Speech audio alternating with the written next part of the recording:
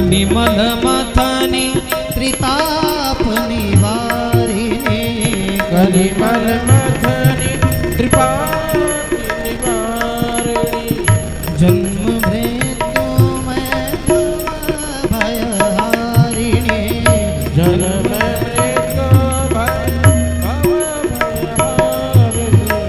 सेवत सतत सकल सुखकारिणी सुमहौषधि हरिचरित गाये आरती अति पावन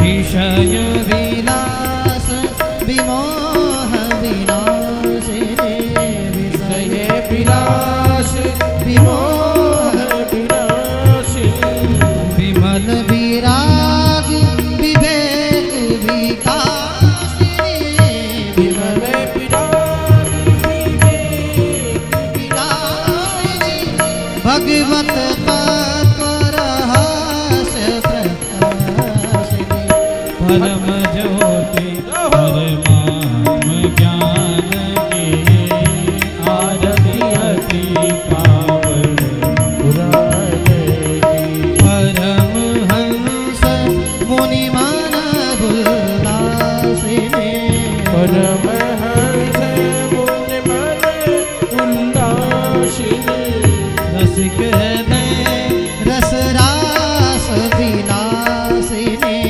रसिक हृदय रस रास विलासिनी भुक्ति मुक्ति रति प्रेम सुधासिनी कथा अखिल चन प्रिय सुजान की आरती अति पावन पुराणे धर्म भक्ति विज्ञान खान की आरती अति पावन आरती अति पावन आरती अति पावन पुराण की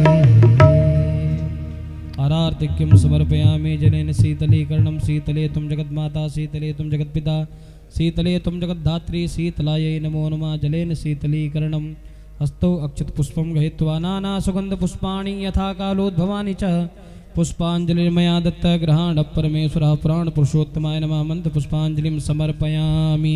बोल भागवत भगवान की जय हो वृंदावन बिहारी लाल की जय हो श्री बाल कृष्ण भगवान की जय हो पूज्य नरसिंह व्यास जी महाराज की जय हो जय जय श्री राधे श्याम।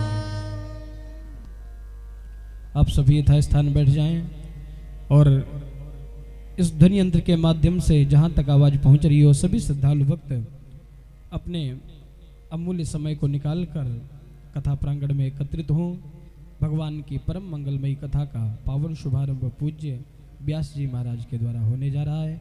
मंच पर विराजमान है परम श्रद्धेय आदरणीय सम्माननीय पूजनीय प्रातः स्मरणीय सदगुरुदेव भगवान पूज्य महाराज श्री मुक्तामणि शास्त्री जी के सुपुत्र सम्माननीय श्री आदर्शमणि पांडे जी। एक बार आप सभी करतल ध्वन से ताली बजाकर व्यास जी का अभिनंदन करें। आज व्यास जी मंच पर आसीन है तो ऐसे ही लग रहा है जैसे सुखदेव भगवान 16 वर्ष की उम्र में भागवत का प्रवचन करने के लिए परीक्षित महाराज को गंगा के तट पर उपस्थित हुए थे। ठीक वैसे ही आज शोभा हो रही है हमारे व्यास जी की और ठीक 16 वर्ष के हैं भी। ये श्रीमद् भागवत कथा 16 वर्ष के सुखदेव के द्वारा हम आप सभी को सुनने को मिल रही है। हम सभी अत्यंत बड़भागी हैं, इसलिए एक बार पुनः करतल ध्वन से अभिनंदन करते हुए हम व्यास जी से निवेदन करेंगे कि अपनी वाणी के द्वारा हम सभी को ओतप्रोत करें। श्री व्यास जी।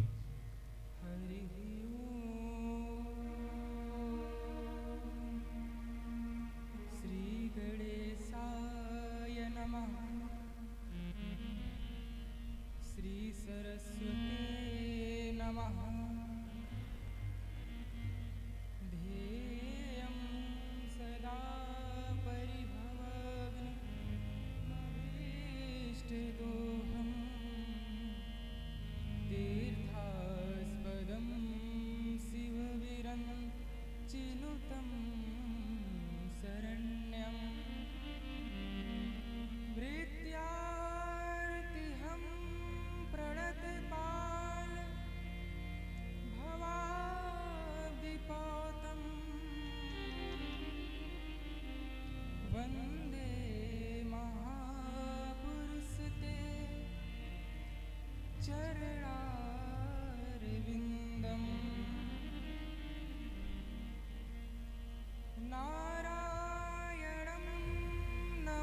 तृतीयं नरं चैव नरोत्तमं देवीं सरस्वतीं व्यासं ततो जयमुदीरये।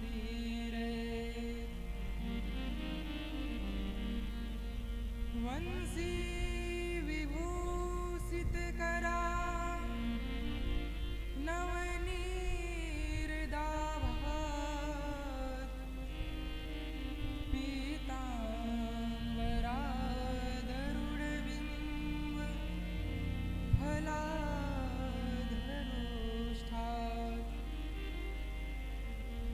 पूर्णेन्दुसुन्दर मुखादरविन्द्रनेत्रा कृष्णात् परम किमपि तत्त्वमहं न जाने। वरहापीडं नटवरवपु करणीयो कर्णिकारं बिभ्रद्वासा कनककपिशं वैजयन्तीं च मालाम् रन्ध्रानवेणुमधरसुधया पूर्णयन् गोपवृन्दैः वृन्दारण्यं स्वपदरमणं प्राविशति गीतकीर्तिम्। यत्र यत्र रघुनाथकीर्तनं तत्र तत्र कृतमस्तकाञ्जलिं बाष्पवारि परिपूर्णलोचनं मारुतिं नमत राक्षसान्तिकम्। जय जय श्री राधारमण जय जय नवल किशोर जय गोपी चित चोर प्रभु जय जय माखन चोर। जय जय श्री सीताराम जय जय श्री राधे श्याम श्री राधे राधे गोविंद गोविंद राधे श्री राधे राधे गोविंद गोविंद राधे राधे राधे गोविंद गोविंद राधे श्री राधे राधे गोविंद गोविंद राधे श्री राधे राधे गोविंद गोविंद राधे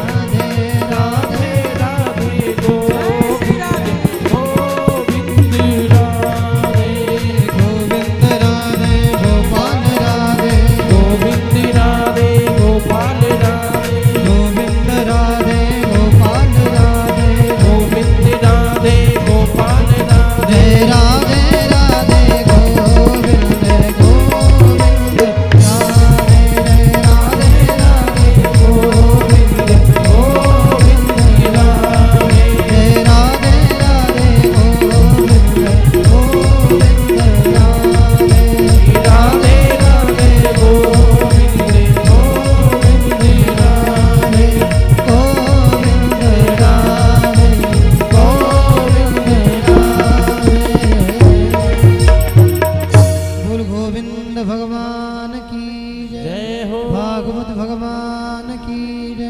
जय हो जय श्री राधे। आज हम सभी का परम सौभाग्य जो अनंत कोटि ब्रह्मांड नायक परात्पर पर ब्रह्म परमात्मा की वांग में प्रतिमूर्ति एवं भगवान की लीला में चरितामृत एवं उनकी आत्मा,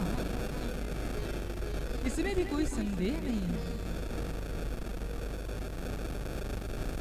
ऐसे श्रीमद् भागवत महापुराण को हम सभी को श्रवण करने का पावन सौभाग्य प्राप्त हो रहा है। सर्वप्रथम मैं अपने सद्गुरुदेव भगवान के चरण कमलों में प्रणाम करते हूँ। पूज्य पिताश्री, बाबा श्री एवं आप सभी महापुरुषों के हृदय में विराज रहे मेरे आराध्य देव के चरण कमलों में प्रणाम करता हूं। आज हम सभी भगवान की दिव्य लीलामयी कथा को श्रवण कर रहे हैं। और कहां पर श्रवण कर रहे हैं? आपके जनपद नगरी जैसे तीर्थ में बैठकर हम सभी को भगवान की कथा प्राप्त हो रही है।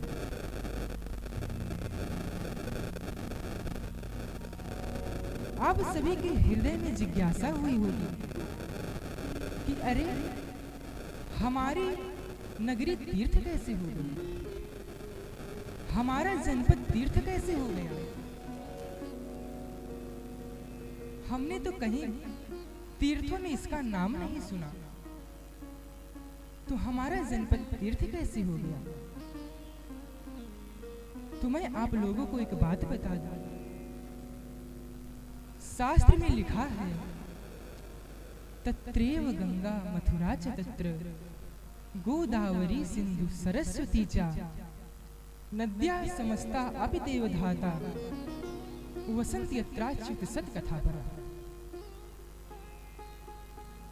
जहां जहां पर भगवान की कथा होती है वहां पर सारी तीर्थ नदियां आकर निवास करती है। जहां पर भगवान की कथा होती है वह स्थान तीर्थ के समान हो जाता है।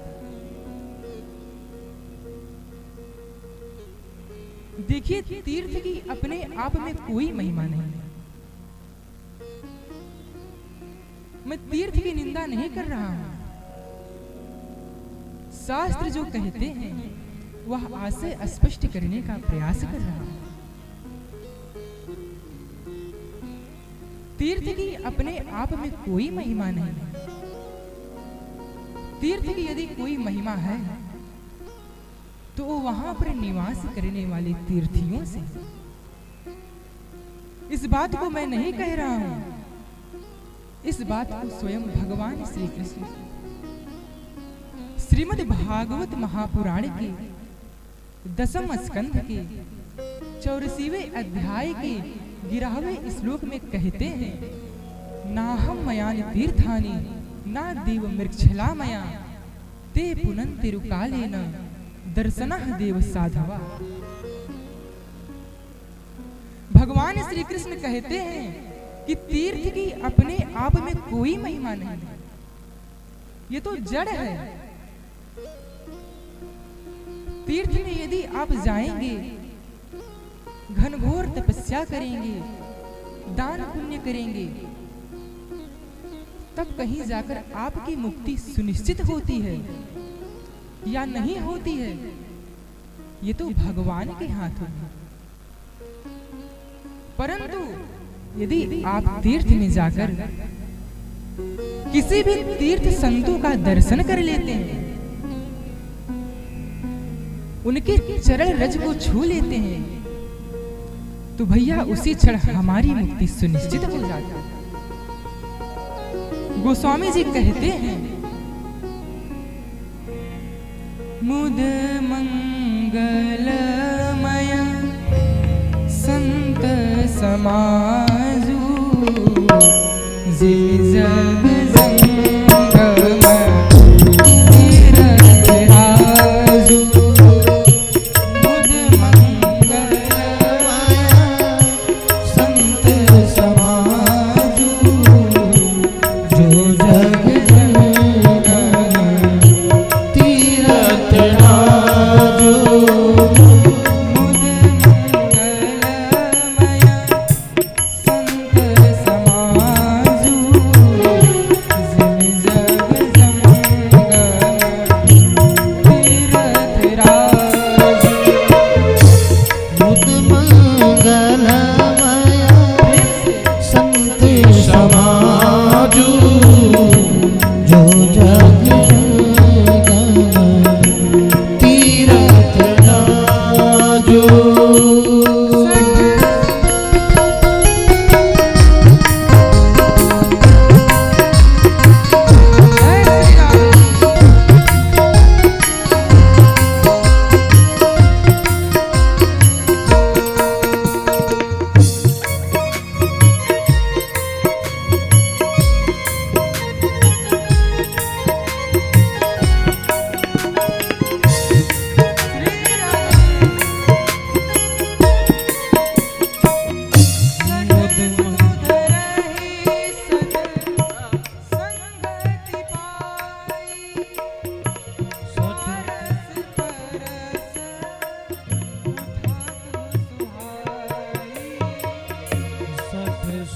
जय श्री राम। सत संगति पाए पारस परस उदात सुहाए।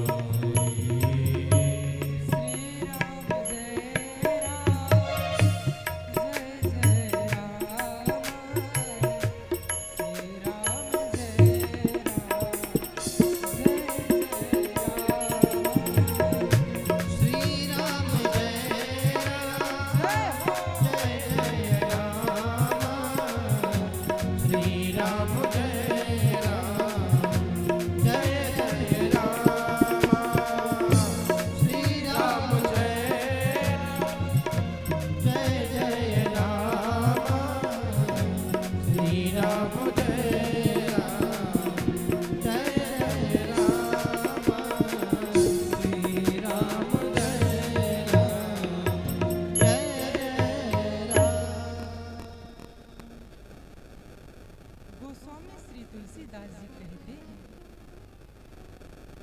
कि जहाँ पर संतों की सभा हो वह स्थान तीर्थ के समान हो जाता है। एक सच्चा संत चलते फिरते तीर्थ के समान होता है। आप सब भली भांति जानते होंगे कि एक पारस पत्थर होता है, पारस मणि। यदि उस पारस पत्थर को आप किसी लोह धातु से स्पर्श करा दें तो वह उसे सोने में परिवर्तित कर देती है। लेकिन भैया उसके साथ एक कंडीशन अप्लाई। कैसा कि वो पारस पत्थर केवल उसी धातु को सोने में परिवर्तित करती है जो लोहे की हो। अन्य तांबा पीतल यदि आप उससे स्पर्श कराएंगे तो कुछ होने वाला नहीं। लेकिन भैया संतों के शरण में कोई भी कंडीशन अप्लाई नहीं। संतों के शरण में सठ से सठ, पापी से पापी, अधम से अधम कोई भी जाकर बैठ जाए, संत जन उसका कल्याण कर कर ही छोड़े। सठ सुधरहि सति संगति पाई, पारस परस कुठाद सुहाई।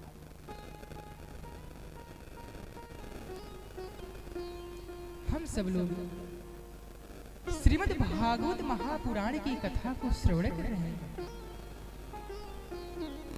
तो ये श्रीमद् भागवत महापुराण साक्षात त्रिवेणी का संगम है। ये जो व्यासपीठ पर पोथी रखा हुआ है, इसमें 3 धाराएं हैं। आप सभी लोग सोच रहे होंगे कि इसमें 3 धाराएं कैसे हैं? मुझे तो कहीं भी इसमें 3 धाराएं नहीं दिख रही हैं। तो भैया इस त्रिवेणी की बात में भी 2 पक्ष माने जाते हैं। एक ज्ञान पक्ष और दूसरा भक्ति पक्ष। ज्ञान पक्ष के लोग कहते हैं कि श्रीमद् भागवत महापुराण साक्षात त्रिवेणी का संगम, इसमें 3 धाराएं हैं। कौन कौन सी? ज्ञान की धारा, भक्ति की धारा और वैरागी रूपी धारा। और भैया भक्ति पक्ष के लोग बड़ी सुंदर बात कहते हैं। वे कहते हैं कि जब वेद व्यास जी का मन चिंतित हुआ, तब वे नारद जी के आश्वासन के अनुसार बद्रीनाथ धाम के ऊपर माड़ा गांव में जाकर सरस्वती नदी के तट पर व्यास गुफा में स्थित होकर उन्होंने श्रीमद् भागवत महापुराण की दिव्य रचना, जिसमें 18,000 श्लोकों के साथ साथ हरि एवं उनके भक्तों का गुणगान गाया। स्वयं भगवान श्री कृष्ण ने ही वेद व्यास जी के रूप में श्रीमद् भागवत महापुराण की रचना की।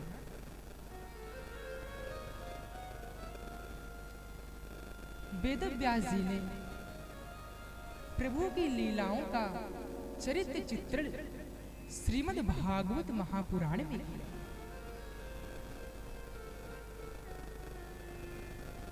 हम सब भली भांति जानते हैं कि हमारे प्रभु ने लीलाएं कहाँ की।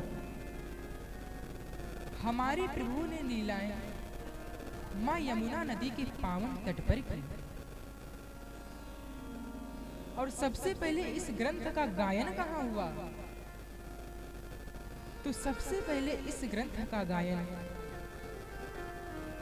हरिद्वार नगरी में मां गंगा के पावन तट पर सप्तऋषि आश्रम के पास हुआ।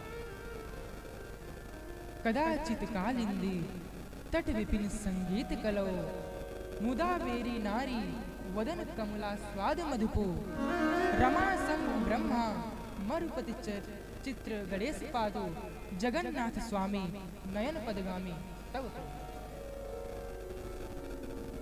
तो यमुना नदी के लीलाओं को सरस्वती नदी के तट के पास लिखा गया और सबसे पहले इसका गायन मां गंगा के पावन नदी के पास हुआ। इसलिए ये ग्रंथ साक्षात त्रिवेणी का संगम है, प्रयागराज के समान है। ऐसे श्रीमद् भागवत महापुराण त्रिवेणी के संगम में हम सभी एक डुबकी लगाने जा रहे हैं।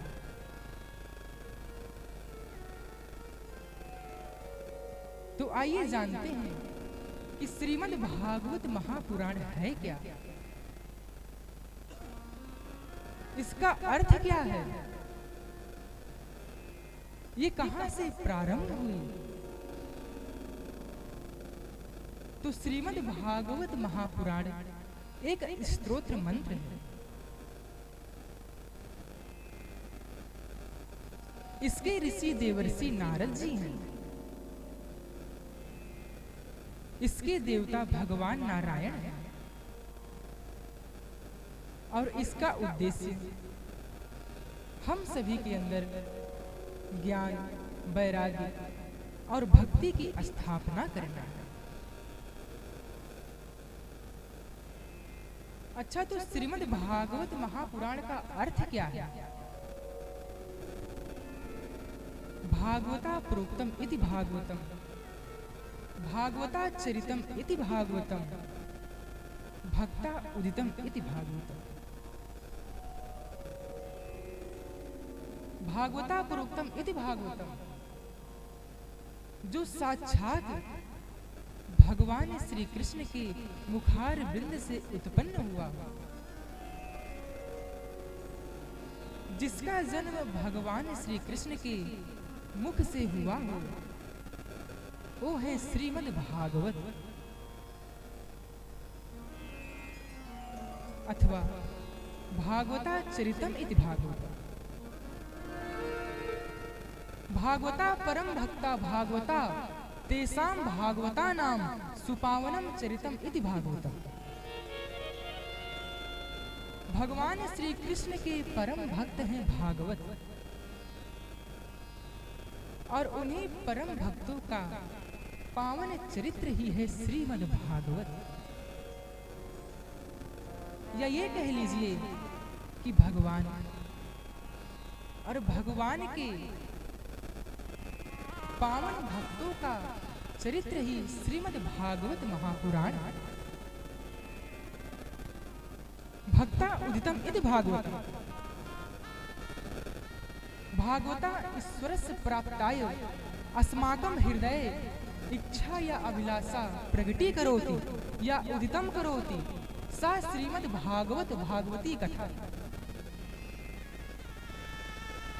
जो हमारे हृदय में ईश्वर को प्राप्त करने के लिए प्रबल उत्कंठा जागृत कर दे, जिज्ञासा जागृत कर दे, वो है श्रीमद् भागवत महापुराण।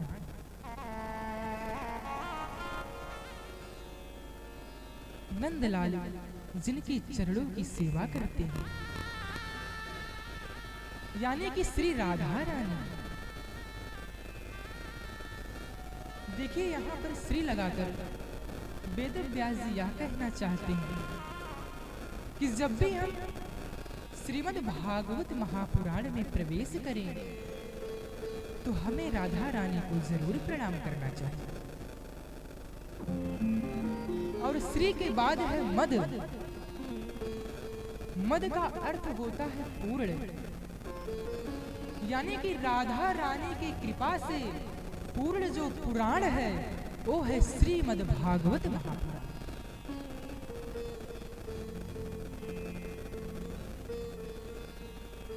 भागवत जी में 4 अक्षर है, भा, ग, वा और ता। भा का अर्थ होता है भक्ति, गा का अर्थ होता है ज्ञान,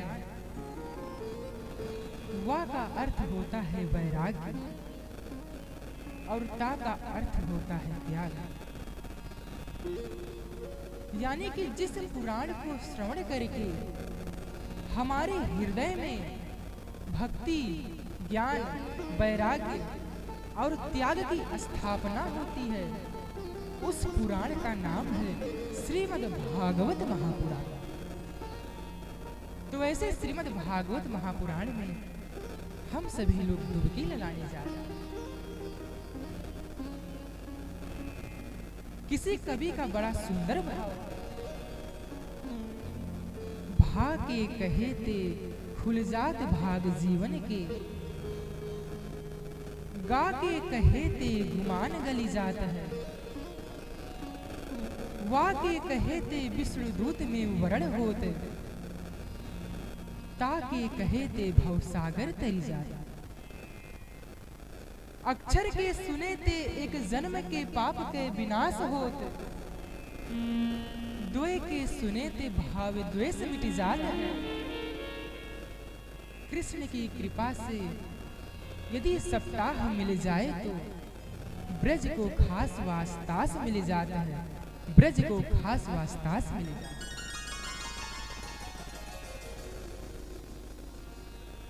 तो हमने जाना कि श्रीमद् भागवत महापुराण का क्या अर्थ है, और हम लोग श्रीमद् भागवत महापुराण की कथा को श्रवण कर रहे हैं। अच्छा, तो कथा का क्या अर्थ होता है?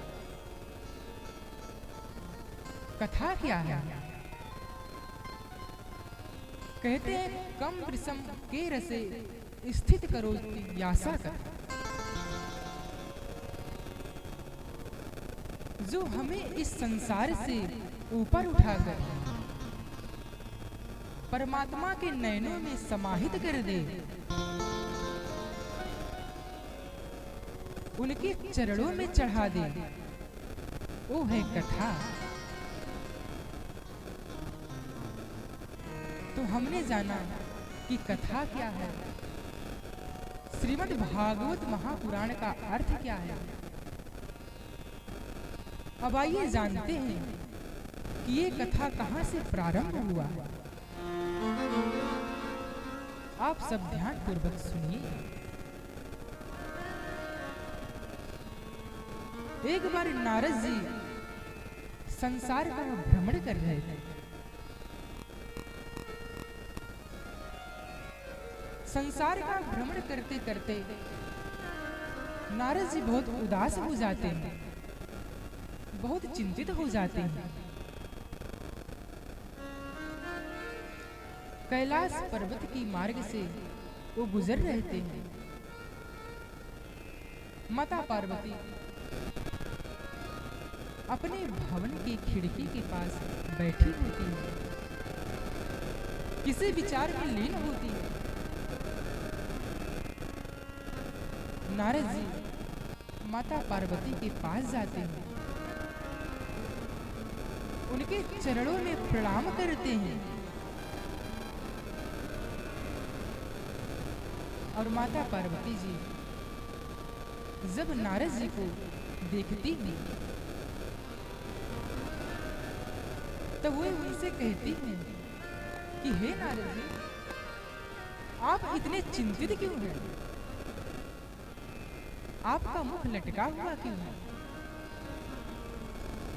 अरे आपके मुख से तो सदैव नारायण नारायण का नाम निकलता है। आज आप इतने चिंतित क्यों हैं? तब नारद जी कहते हैं कि हे माता, मैं संसार का भ्रमण कर रहा था और संसार का भ्रमण करते हुए मुझे कहीं भी ऐसा परिवार नहीं दिखा जो सदग्रस्त हो, जिसके परिवार में कोई कलह ना हो, जो प्रेम पूर्वक आपस में रहते हैं। मुझे पूरे संसार में ऐसा परिवार नहीं दिखा। हे माँ, अगर आपको ऐसा परिवार पता हो तो जरूर बताना।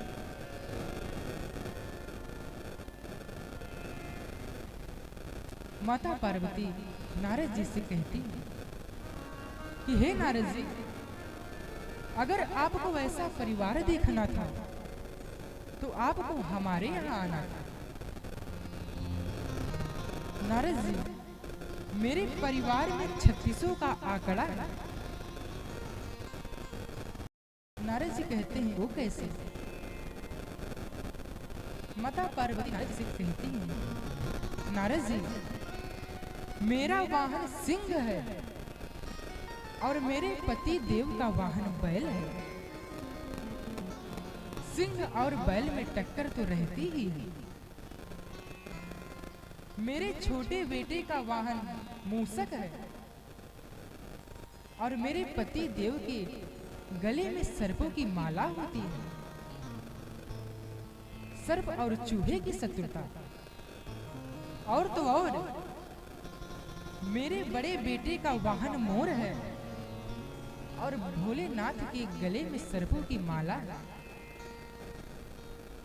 मोर और सर्प की शत्रुता। तो आप ही बताओ नारद जी, सब लोग एक दूसरे के दुश्मन ही हैं, परंतु मैं दावे के साथ कह सकती हूँ कि किसी ने आज तक किसी के ऊपर आक्रमण नहीं किया, क्योंकि हम सभी का भजन एक है, इसलिए कोई कठिनाई नहीं हुई। मेरा भी भजन राम जी, मेरे पति देव का भजन भी राम जी है, मेरे सारे वाहनों का भजन भी राम जी है, और मेरे पुत्रों का भजन भी राम जी है। इसलिए भजन एक होने के कारण हमारे परिवार में कोई कठिनाई नहीं आई। हे नारद जी, अगर आपको ऐसा परिवार देखना था तो आपको हमारे यहाँ आना। नारद जी सोचते हैं कि माता अपने परिवार की बहुत बड़ाई कर रही है। अगर मैंने इनके परिवार में कलह ना करा दी तो मेरा नाम भी नारद नहीं। नारद जी ने कहा कि हे माता, भोलेनाथ आपसे कितना प्रेम करते हैं। माता पार्वती ने कहा कि प्रभु के लिए इस संसार की सारी वस्तु मैं ही हूं और कोई नहीं। अच्छा माता, यदि भोलेनाथ आपसे इतना प्रेम करते हैं तो क्या उन्होंने आपको बताया कि उनके गले में जो 108 नरमुंडों की माला है वो किसकी है? माता पार्वती कहती हैं कि हे नारद जी, उन्होंने आज तक मुझे ऐसा कभी नहीं बताया। अच्छा माता, तो कहाँ भोलेनाथ आपसे प्रेम करते हैं? नारद जी तो चिंगारी लगाकर चले गए। अब माता पार्वती ने निश्चय कर लिया कि भोलेनाथ आएंगे तो मैं उनसे जरूर पूछूं। और पार्वती माता रूठ गई। शाम को जब भोलेनाथ आते हैं, पार्वती जी को देखते हैं तो उनसे कहा कि हे देवी, आज आप इतनी रूठी हुई क्यों हैं? माता पार्वती कहती हैं कि हे प्रभु, आप मुझसे प्रेम नहीं करते। मुझे पता चल गया कि आप मुझसे प्रेम नहीं करते। भोलेनाथ कहते हैं, अरे देवी, ये आप कैसी बातें कर रही हो? मैं आपसे अत्यंत प्रेम करता हूँ। अच्छा प्रभु, अगर आप मुझसे प्रेम करते तो आप मुझे जरूर बताते कि ये जो आपके गले में 108 नरमुंडों की माला है वो किसकी है? भोलेनाथ सोचते हैं कि देवी ने आज तक कभी ऐसा प्रश्न नहीं किया, आज ऐसा प्रश्न क्यों कर रही है? तो दिव्य दृष्टि से ध्यान लगाया, सारी बात को समझ आ गया भोलेनाथ को। और उन्होंने कहा कि हे देवी, नारद जी आए थे क्या? माता पार्वती कहते हैं, हाँ आए थे। भोलेनाथ सोचते हैं कि इन नारद जी का कुछ करना पड़ेगा। जिसकी गृहस्थी बढ़िया चलती है उसके गृहस्थी में कलह करवा देते हैं।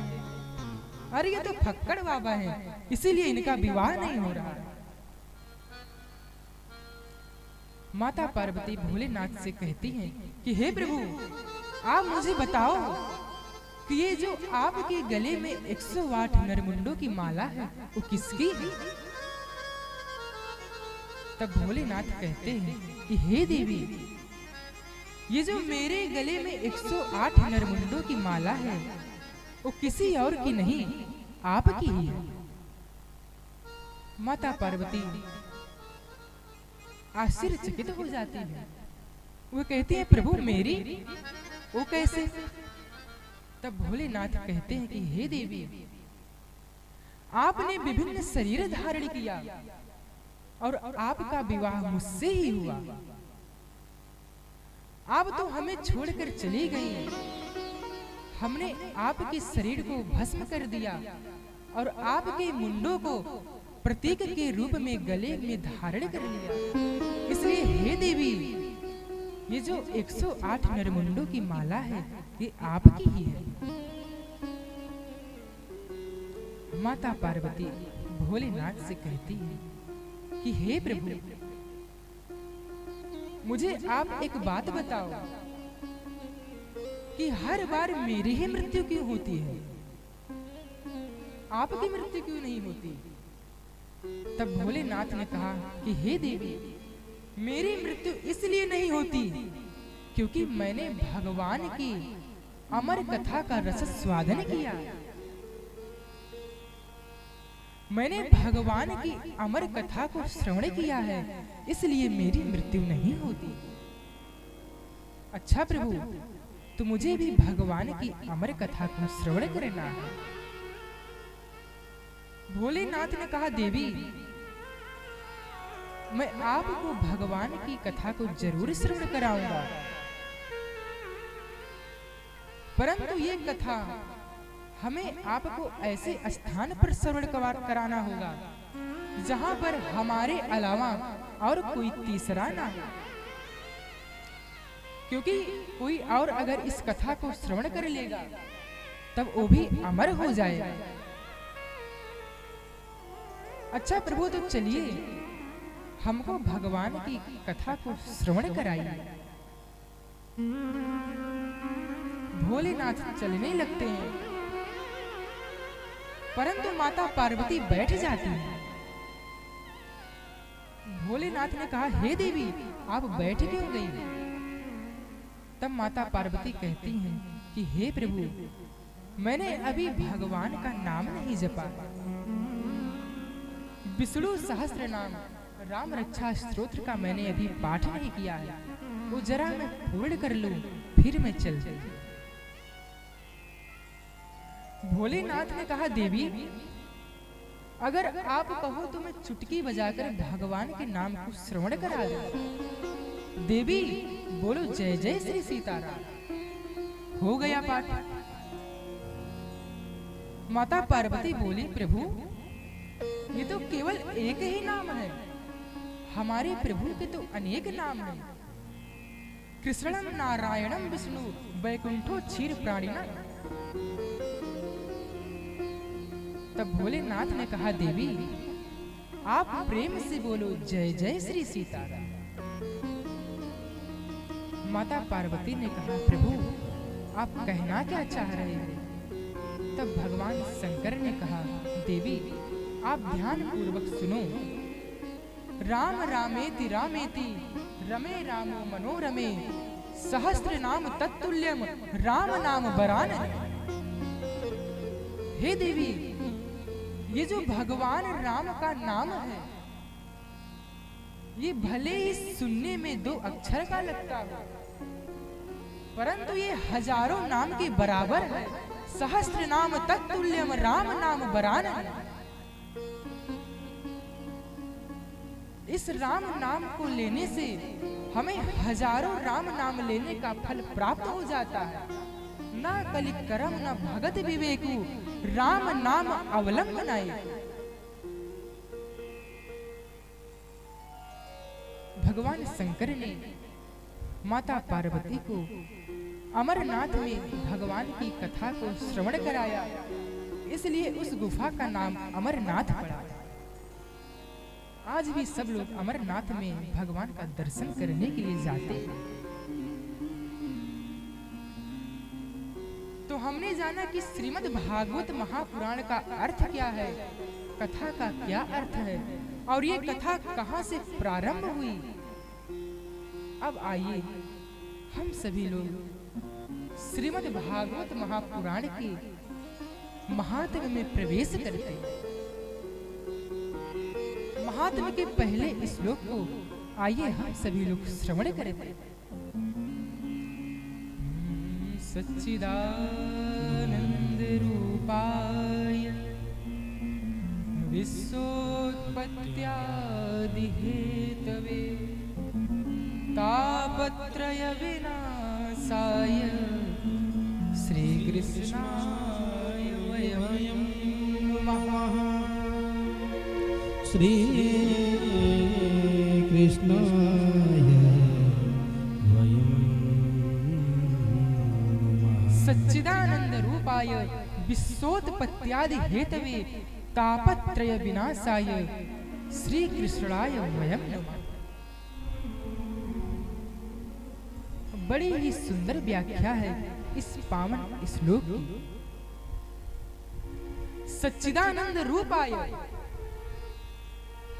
ऐसे सच्चिदानंद स्वरूप के लिए जो विश्वोत्पत्त्यादि हेतवे, जो इस विश्व के सृजन के कारण हैं, उसके हेतु हैं।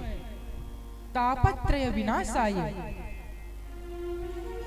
जो दैहिक, दैविक, भौतिक इन तीनों तापों को नष्ट करने वाले हैं। श्री कृष्णाय वयं नमः। ऐसे श्री कृष्ण, कैसे श्री कृष्ण? तस्य तापत्रस्य विनाशम कुर्वन्, जो हमारे हृदय को चुराकर, हमारे हृदय का अपहरण करके उसके अंदर के तीनों तापों, दैहिक, दैविक, भौतिक इन तीनों तापों को नष्ट करते हैं। ऐसे श्री कृष्णाय वयं नमः। ऐसे श्री कृष्ण के चरणों में मेरा बारंबार प्रणाम। सत सत कहिए जो बिन से नाही, सत कहिए जो बिन से नाही, चित चैतन्य सकल जग माही, चित चैतन्य सकल जग माही। आनंद घट घट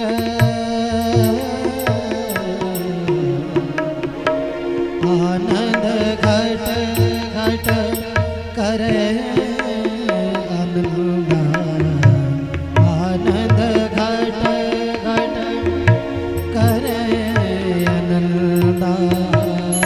ताको नाम सच्चिदानंदा, ताकर सच्चिदानंदा, ताकर नाम सच्चिदानंदा, ताकर नाम, ताकर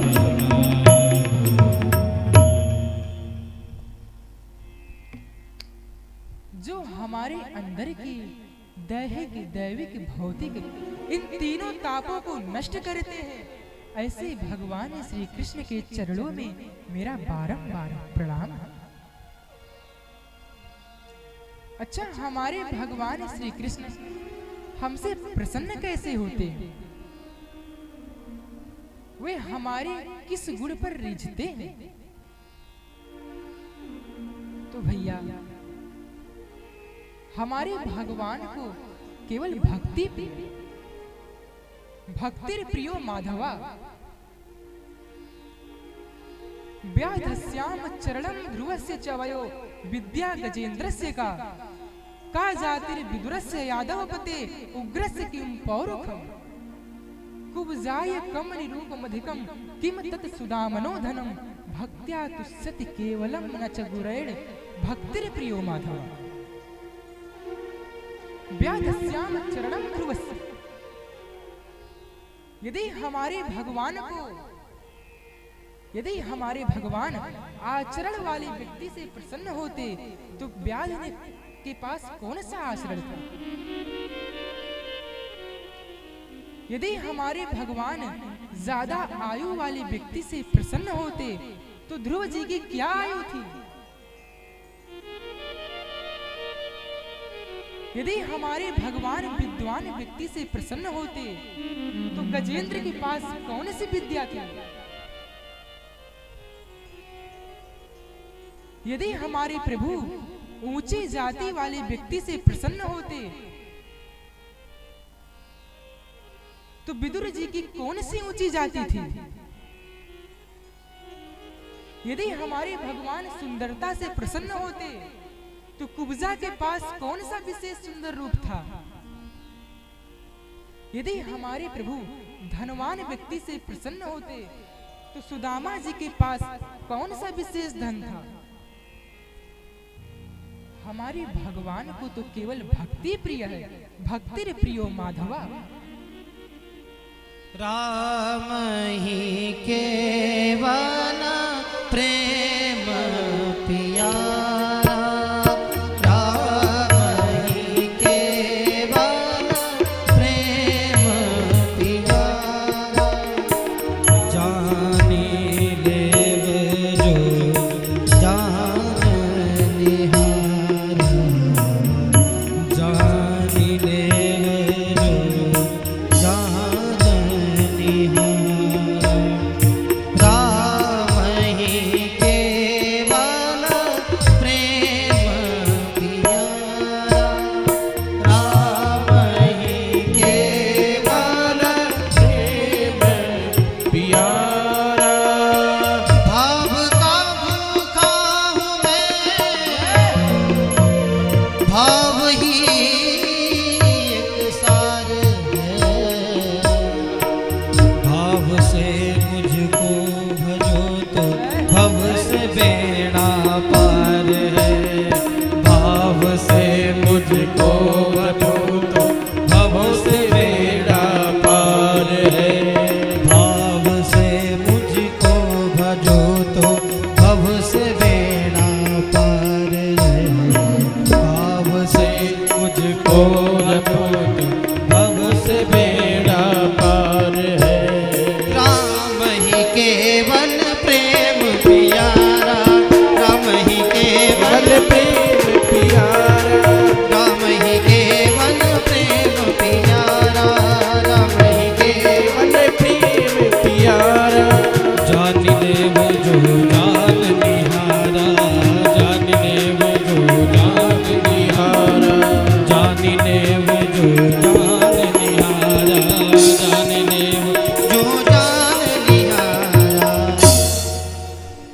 भक्ति प्रियो माधवा। हमारे प्रभु को तो केवल भक्ति प्रिय है। अच्छा, तो हमारे भगवान का स्वरूप कैसे? हमारे भगवान साकार हैं कि निराकार हैं? साकार का मतलब होता है कि जिसको हम छूकर देख सकें, और निराकार का मतलब होता है कि जिसको हम ना छू सकें और ना देख सकें। तो हमारे भगवान कैसे हैं? साकार हैं कि निराकार हैं? तो भैया, हमारे भगवान ना तो साकार हैं ना निराकार हैं, तब कैसे हैं?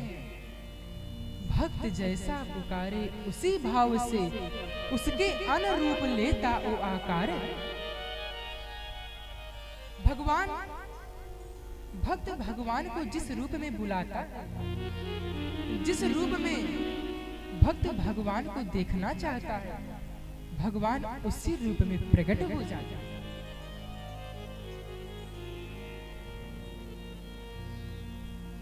अच्छा, तो हमारे भगवान को प्रिय क्या है? हमारे भगवान को तो केवल भक्ति प्रिय। अच्छा, तो भगवान हमको दिखाई क्यों नहीं देते? तो भगवान हमको इसलिए नहीं दिखाई देते क्योंकि वे हमारे भीतर नहीं है।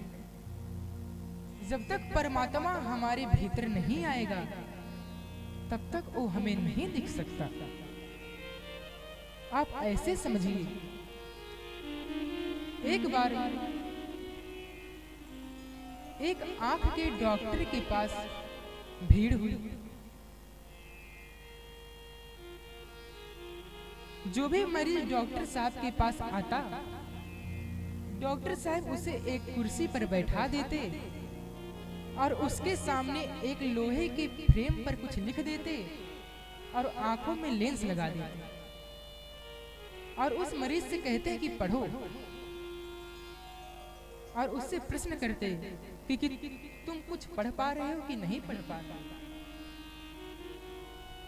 एक नंबर का लेंस मरीज की आंखों में लगाया और डॉक्टर साहब ने उससे पूछा कि बताओ तुम्हें कुछ दिख रहा है? तो वो मरीज कहता, हाँ डॉक्टर साहब मैं पढ़ पा रहा हूँ। तो उसी नंबर का चश्मा बनाकर डॉक्टर साहब मरीज को दे दे। ऐसे ही प्रक्रिया चल रही होती है। एक व्यक्ति यह सब बहुत गौर से देख रहा होता और वह सोचता है कि डॉक्टर साहब के पास जो भी आता वह उसे चश्मा दे देते और वह पढ़ना सीख जाता। तो वह व्यक्ति भी डॉक्टर साहब के पास गया और डॉक्टर साहब से कहा कि मुझे भी चश्मा चाहिए। तो डॉक्टर साहब ने उस व्यक्ति को कुर्सी पर बैठाया, फ्रेम पर पढ़ने के लिए कुछ दे दिया, आंखों पर 1 नंबर का लेंस लगाया और उस व्यक्ति से पूछते हैं कि तुम कुछ पढ़ पा रहे हो? तब उस व्यक्ति ने कहा, डॉक्टर साहब अभी तो मैं कुछ नहीं पढ़ पा रहा। दूसरे नंबर का लेंस लगाया और पूछा कि तुम कुछ पढ़ पा रहे हो? तब उस व्यक्ति ने कहा, डॉक्टर साहब अब भी मैं कुछ नहीं पढ़ पा रहा। तीसरे नंबर का लेंस लगाया और कहा, अब तो तुम कुछ पढ़ पा रहे होंगे। तब उस व्यक्ति ने कहा, डॉक्टर साहब अभी भी मैं कुछ नहीं पढ़ पा रहा। चौथे नंबर, 5वें नंबर, 7वें नंबर, सब लेंस को डॉक्टर साहब ने बदल दिया, परंतु उस व्यक्ति को पढ़ना नहीं आया। तब डॉक्टर साहब ने पूछा कि भैया हमें एक बात बताओ कि क्या तुम कभी स्कूल का मुख भी देखे हो? क्या तुम कभी पढ़ने भी गए हो? तुम्हें कुछ पढ़ना लिखना आता है? तब उस व्यक्ति ने कहा, डॉक्टर साहब अगर मुझे पढ़ना लिखना आता तो मैं यहाँ पर चश्मा बनवाने के लिए आता। अरे मुझे पता लगा कि आप जिसको चश्मा बनाकर दे देते वह व्यक्ति पढ़ना सीख जाता। डॉक्टर साहब ने कहा कि भैया तुमने सही सुना है, लेकिन व्यक्ति चश्मा से तभी पढ़ सकता है जब पढ़ाई उसके भीतर हो। जब तक पढ़ाई हमारे भीतर नहीं होगी तब तक हमें बाहर लिखी हुई अक्षरों का ज्ञान नहीं होगा। वैसे ही जब तक भगवान हमारे भीतर नहीं होंगे तब तक इस संसार के कण में लिखी हुई भगवान हमको नहीं दिखाई देंगे। क्योंकि हर व्यापक सर्वत्र समाना प्रेम ते प्रकट हुए में जाना। हमारे भगवान तो सब जगह लिखे हुए हैं और वे हमें तभी दिखेंगे जब वे हमारे भीतर होंगे। हरि व्यापक सर्वत्र समाना, हरि व्यापक सर्वत्र समाना, हरि व्यापक सर्वत्र समाना, प्रेम से प्रकट हुई मैं जाना, प्रेम से प्रकट हुई मैं जाना, प्रेम से प्रकट हुई मैं जाना, प्रेम से प्रकट हुई मैं जाना, हुई मैं जाना, हुई मैं जाना। हरि व्यापक सर्वत्र समाना प्रेम ते प्रकट हुए में जाना। अच्छा तो हमारे भगवान हमारे भीतर कैसे आएंगे? तो हमारे भगवान हमारे भीतर तभी आ सकते हैं जब हमारे मन में अहंकार रूपी कीड़े का नष्ट होगा। क्योंकि जब तक हमारे हृदय में अहंकार है तब तक हमारे भगवान हमारे पास नहीं आ सकते, हमारे भीतर नहीं आ सकते। अच्छा तो अहंकार का नष्ट कैसे होगा? हमारे हृदय से अहंकार तभी समाप्त होगा जब हमारे हृदय में, जब हमारे अंदर ये भाव आ जाएगा। कौन सा भाव? करते हो तुम कन्हैया, मेरा नाम हो रहा है। करते हो तुम कन्हैया, मेरा नाम हो रहा है। करते हो तुम कन्हैया, मेरा नाम हो रहा है। करते हो तुम कन्हैया, मेरा नाम हो रहा है।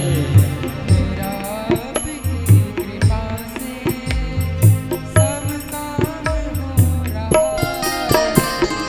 मेरा आपकी कृपा से सब काम हो रहा है। मेरा आपकी कृपा से सब काम हो रहा है। जय हो।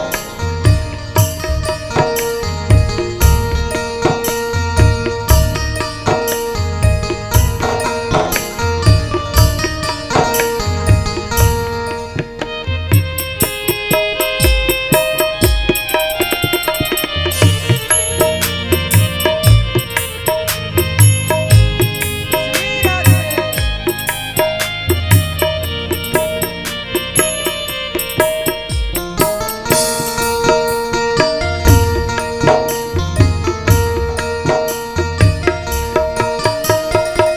पतवार के मेरी नाव चल रही है। पतवार के बिना ही मेरी नाव चल रही है। पतवार के बिना ही मेरी नाव चल रही है। पतवार के बिना ही मेरी नाव चल रही है। हैरान है ज़माना, मंजिल भी मिल रही है।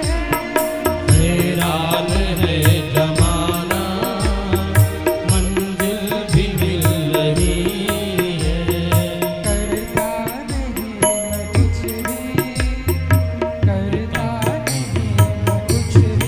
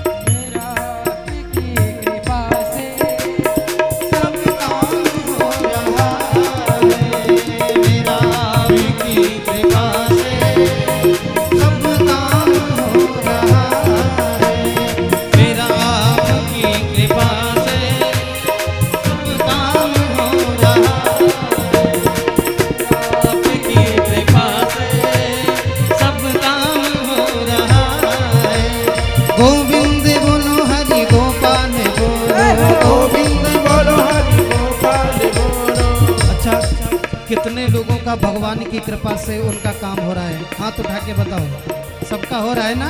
तो दोनों हाथ से ताली बजाते हुए जरा भाव से गाइए। गोविंद बोलो हरि गोपाल बोलो, गोविंद बोलो हरि गोपाल बोलो, गोविंद बोलो हरि गोपाल बोलो, गोविंद बोलो हरि गोपाल बोलो, राधा रमण हरि गोविंद बोलो, राधा रमण हरि गोविंद बोलो, राधा रमण हरि गोविंद बोलो, राधा रमण हरि गोविंद बोलो, गोविंद बोलो हरि गोपाल बोलो, गोविंद बोलो हरि गोपाल बोलो, गोविंद बोलो हरि गोपाल बोलो, गोविंद बोलो हरि गोपाल बोलो, गोविंद बोलो हरि गोपाल बोलो, गोविंद बोलो हरि गोपाल बोलो, गोविंद बोलो हरि गोपाल बोलो, राधा रमण हरि गोविंद बोलो, राधा रमण हरि गोविंद बोलो, राधा रमण हरि गोविंद बोलो, राधा रमण हरि गोविंद बोलो, गोविंद बोलो हरि गोपाल बोलो,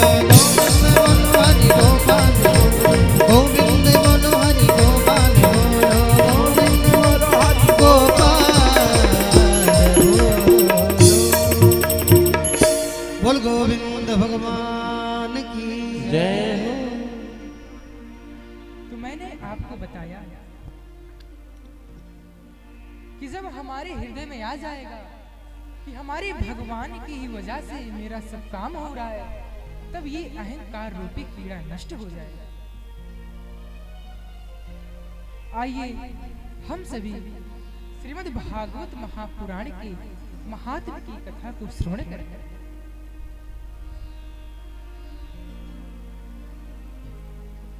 88,000 ऋषिगण बैठे हुए थे।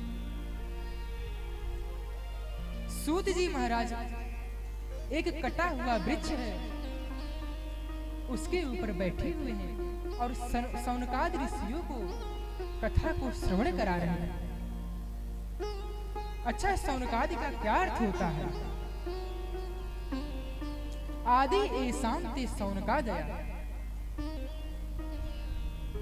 जो ऋषियों के आदि में है वो है सौनकादि।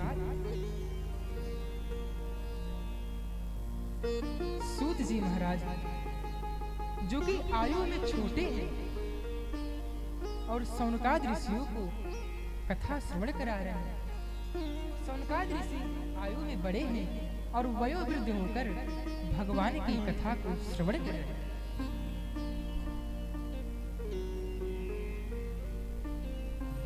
सौनकादि ऋषि सूत जी महाराज से प्रश्न पूछते हैं। अज्ञान ध्वांत विध्वंस कोटि सूर्य समप्रभा, सूता क्या ही कथा सारम मम करण रसायन।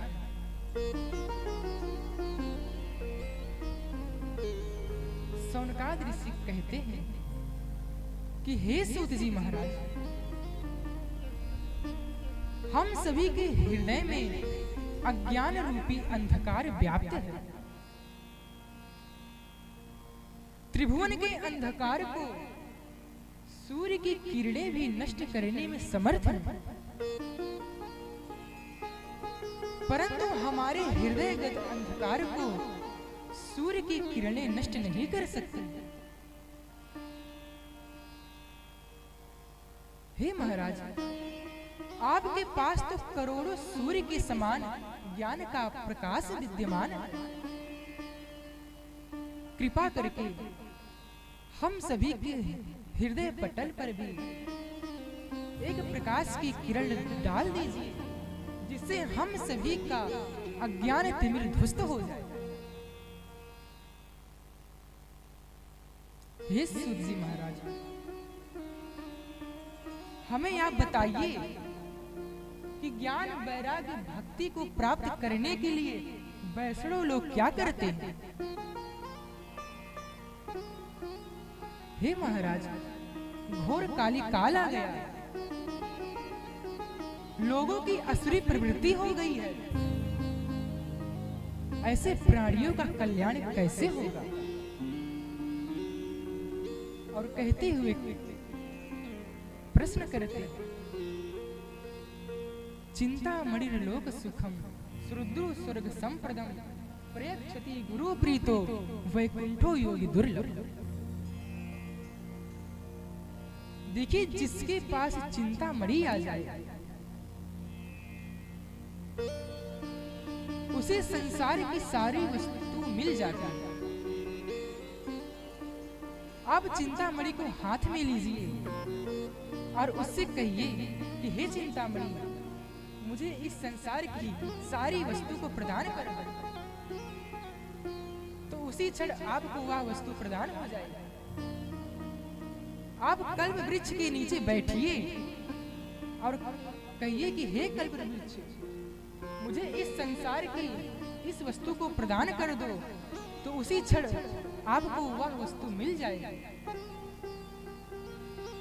परंतु आप उसी चिंतामणि को हाथ में लेकर उससे कहो कि मुझे भगवान का दर्शन करा दो, तो भैया उस चिंतामणि का बल्ब भी फ्यूज हो जाएगा। कल्प वृक्ष के नीचे बैठकर कहो कि हे कल्प वृक्ष, मुझे मेरे परमात्मा मेरे भगवान का दर्शन करा दो, तो कल्प वृक्ष भी सूख जाएगा। ये सामर्थ्य तो केवल गुरुदेव की कृपामयी छाया में है। और सौनकादिक ऋषि सूत जी से कहते हैं कि हे महाराज,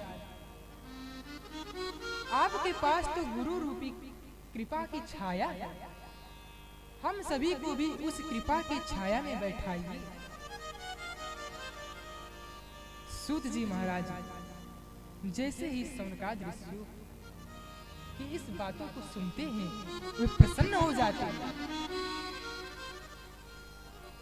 और कहते हैं कि हे ऋषियों, आपके हृदय में मेरे प्रति इतना स्नेह है, इसलिए आज मैं आपको समस्त शास्त्रों का सार ही सुनाने वाला हूं।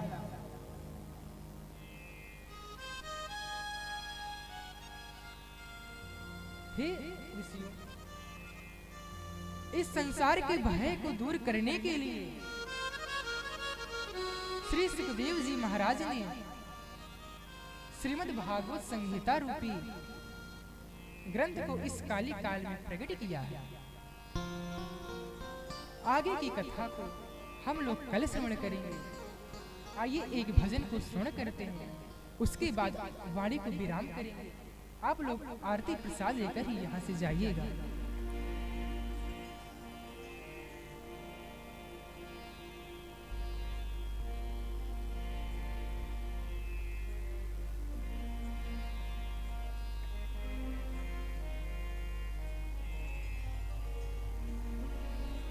आइए कीर्तन करेंगे, फिर वाणी को विराम करेंगे, उसके बाद आप लोग आरती प्रसाद लेकर जाइएगा।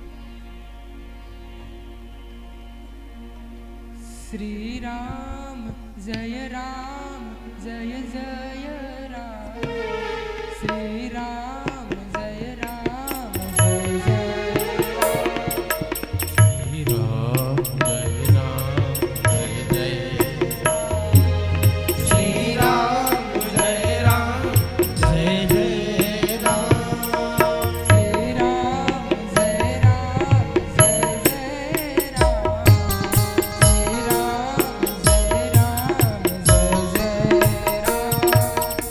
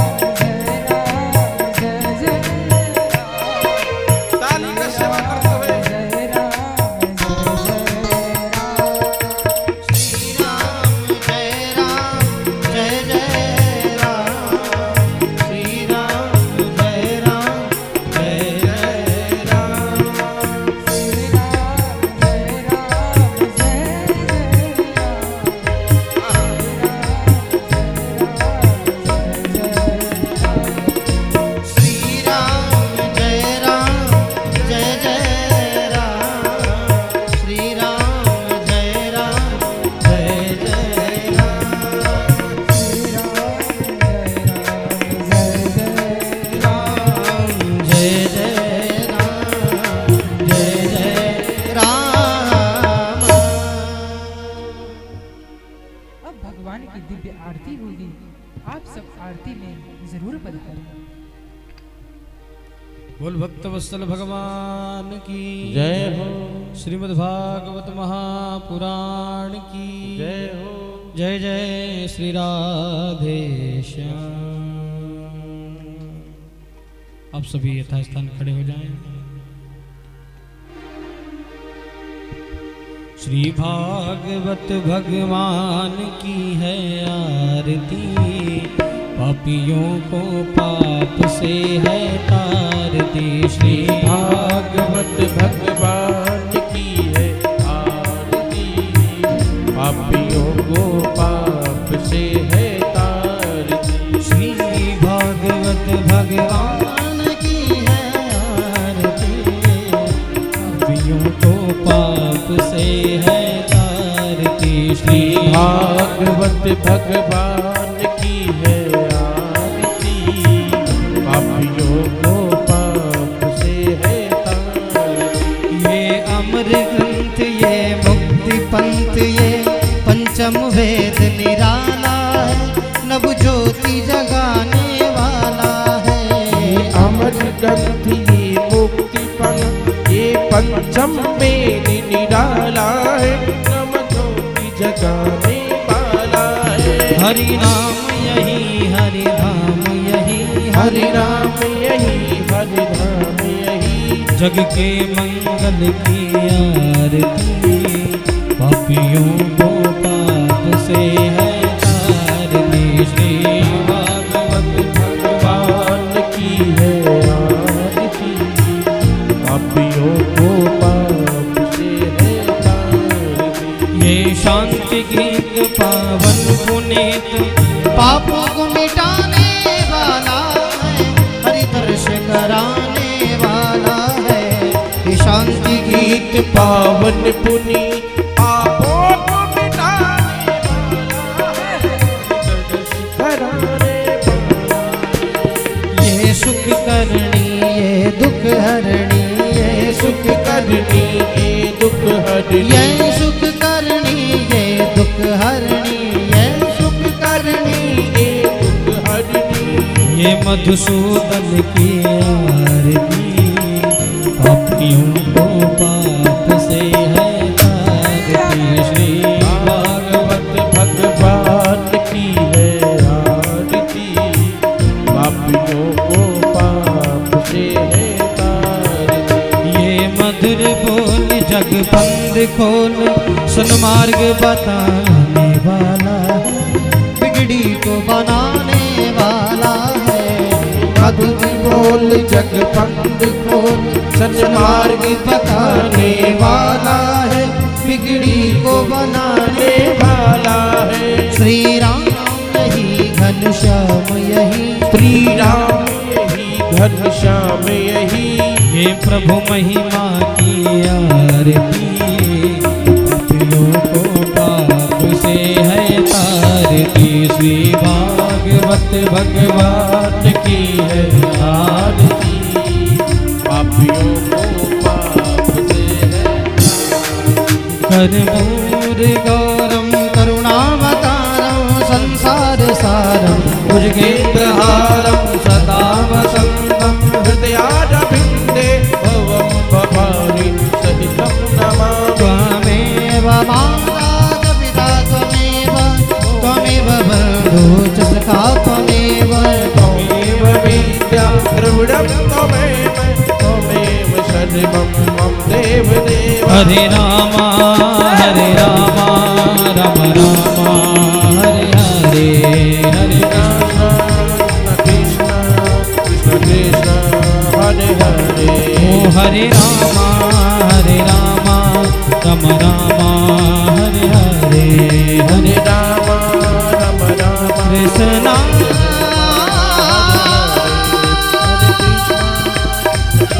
कृष्ण हरे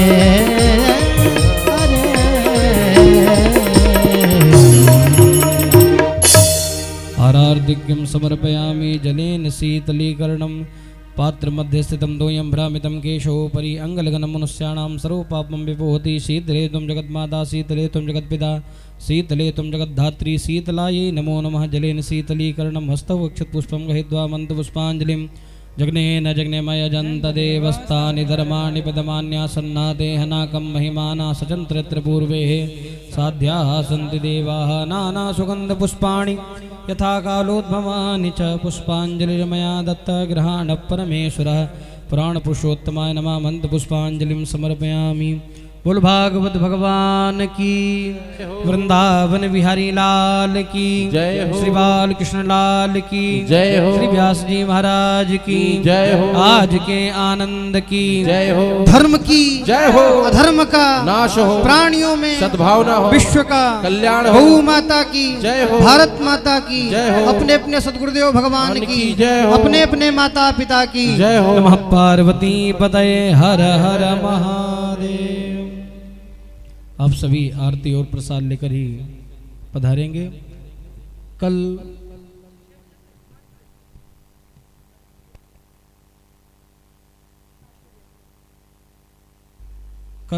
सायं ठीक 6 बजे से कथा प्रारंभ हो जाएगी और प्रभु इच्छा तक चलेगी। आप सभी इसी प्रांगण में देखिए। आज तो थोड़ा विलंब हो गया क्योंकि कथा के प्रारंभ में कुछ औपचारिकताएं होती हैं, पूजा पाठ इत्यादि होते हैं, तो उसके कारण विलंब हुआ।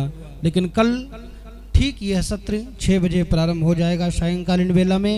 आप सभी श्रद्धालु भक्त सादर आमंत्रित हैं। जय श्री कृष्ण, जय श्री राधे।